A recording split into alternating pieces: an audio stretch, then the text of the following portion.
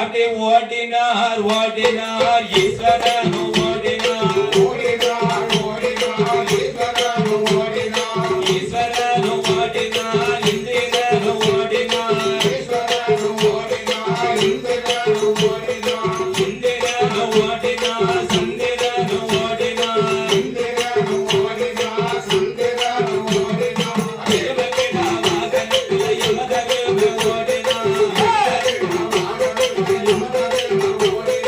ஆட்டுக்கிடா வாகனத்தில் அகிலதேவர் ஓடினார் நரிகாக்க வாகனத்தில் சனி பகவான் ஓடினார் உண்ணாமல் விடுவித்த குண்டோதரன் ஓடினார் புள்ளிமயில் வாகனத்தில் மேலவர் ஓடினார் அன்னபட்சி வாகனத்தில் பிரம்மதேவன் ஓடினார்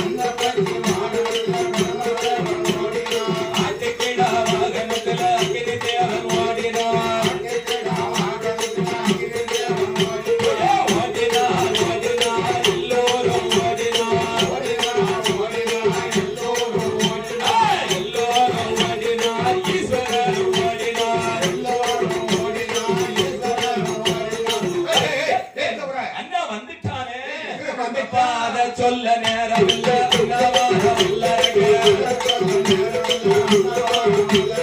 இத சொல்ல நேரம் இல்ல இன்னவாரம் அல்லறகு இப்படியாக எல்லோரும் ஓடுகிறார்கள் ஈஸ்வரன் ஓடக்கூடிய நேரத்திலே ஒருத்தருமே கைலாசமலையில் இல்லை. ஒருவராலும் எல்லோரும் ஓடக்கூடிய நேரத்தில் ஒருவருக்கு மட்டும் ஓட முடியவில்லை. அவர்தான் பிள்ளையாரப்பா விநாயகமூர்த்தி. அந்த விநாயகமூர்த்திக்கு என்ன செய்தாரு? காலு ரெண்டும் கட்ட காலு